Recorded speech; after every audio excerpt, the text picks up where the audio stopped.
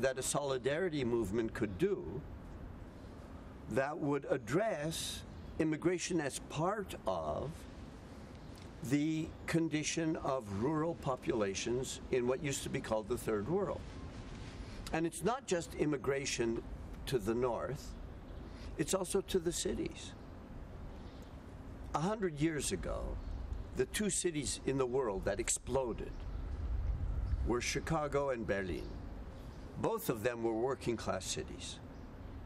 They doubled every 10 years in their size.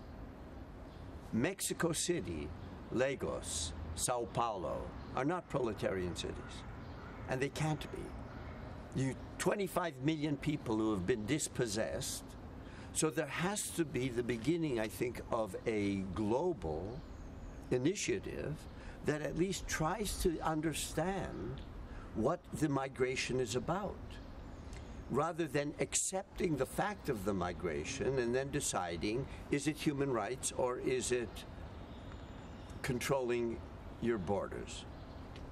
That's a step too late. So the first step is understanding migration. By understanding it, we can change what's happening today. Maybe. Xenophobia, neo-racism.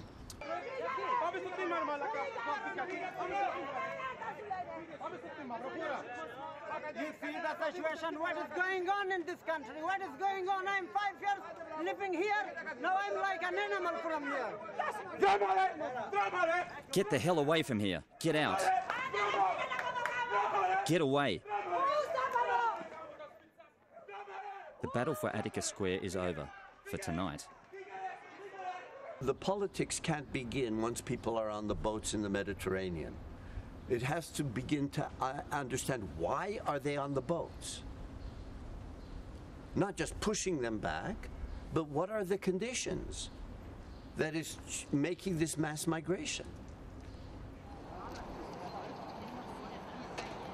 Because this managerial state, your analysis, is weakly sovereign.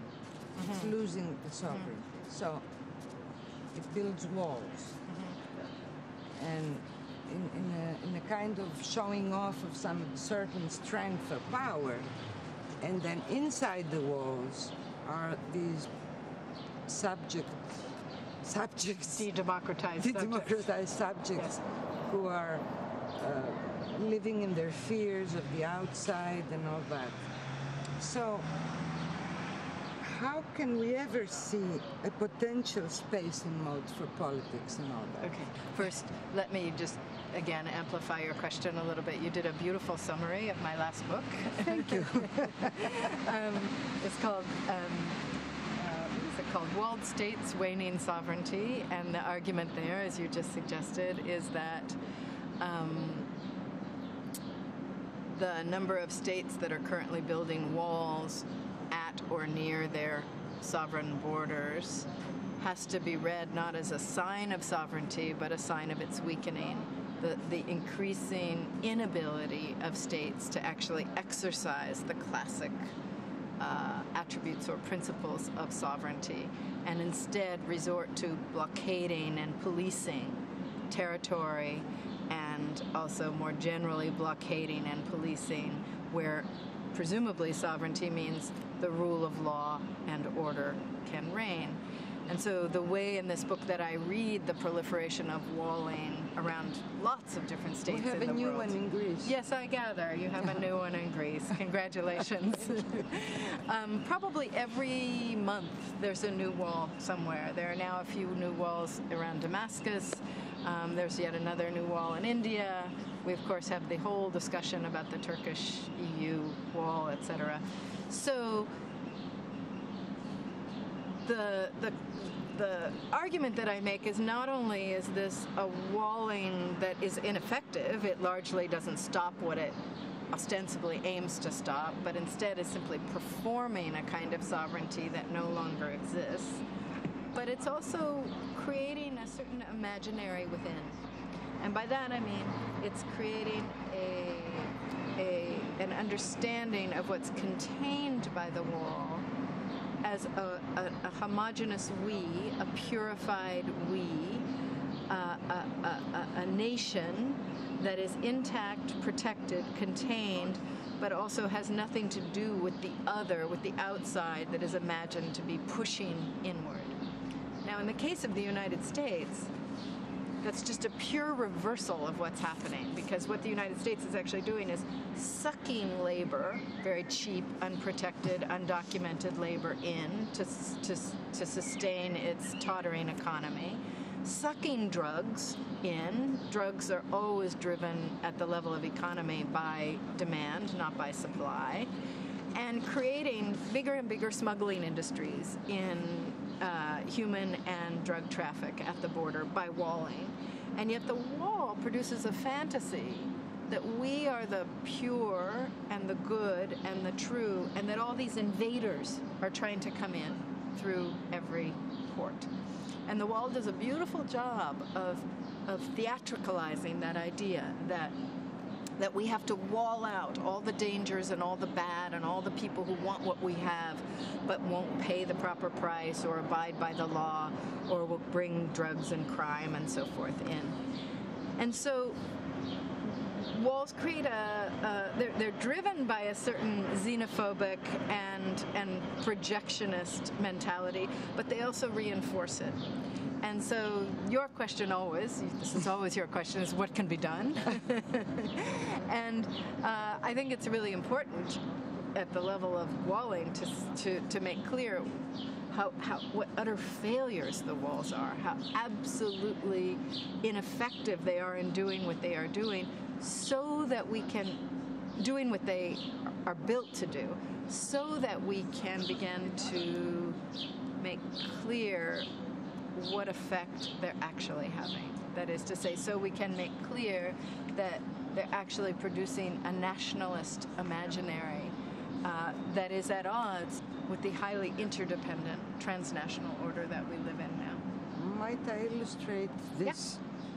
Because I asked, where could we imagine a potential space and mode for politics? This side of the wall or the other side of the wall?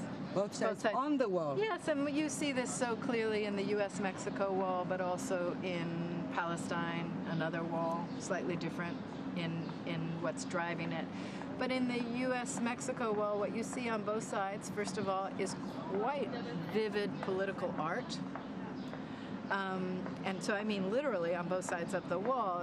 On the U.S. side of the wall, those who are resisting the wall have been building caskets to document the number of immigrants who die as a result of the more difficult crossings they're forced to make. They still come, they're just forced to go through the mountains and the deserts. And they've also been doing other kinds of artwork. The same on the other side. There are also all kinds of protests and forms of political engagement with walling on both sides that link the two sides. And one place that's happening in particular in the U.S. is where the wall literally goes right through a university. Half of it is on one side of the wall and half of it is on the other. And there have been a number of political groups at and around that university in Texas that have made alliance with one another and attempted to build an internationalism in their politics of resistance to the wall. And radiate that internationalism out from that spot.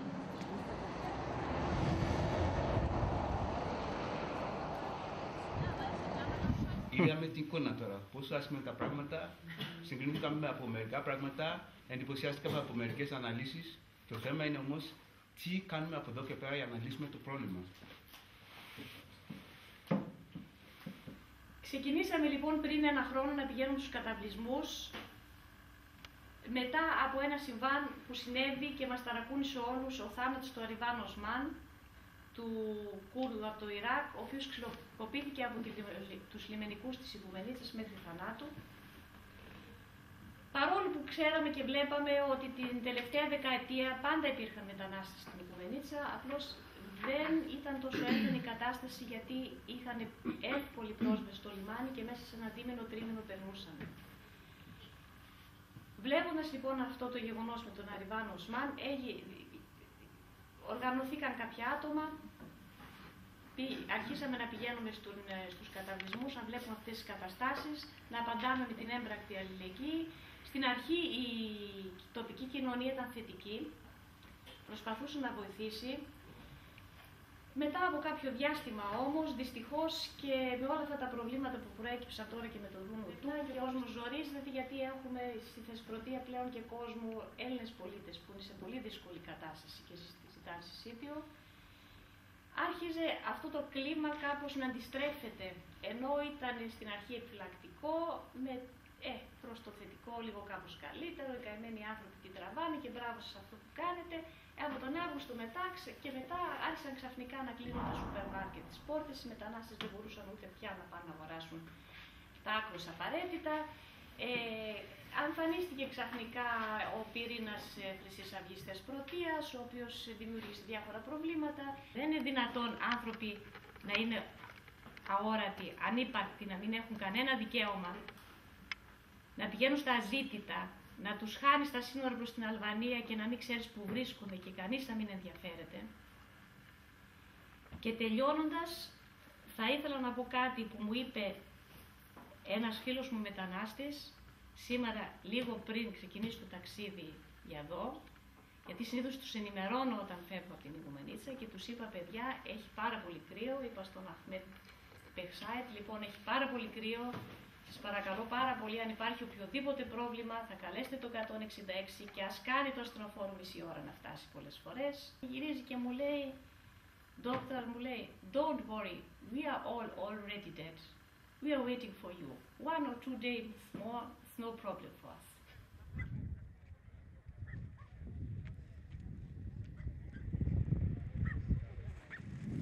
Ελευθερία, ρε!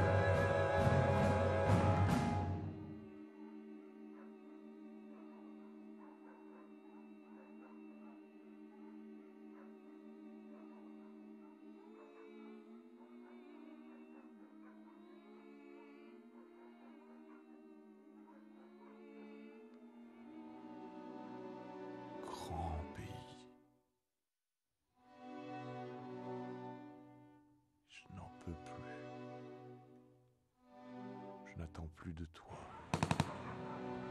Une caresse. Je veux te voir. Mon amour.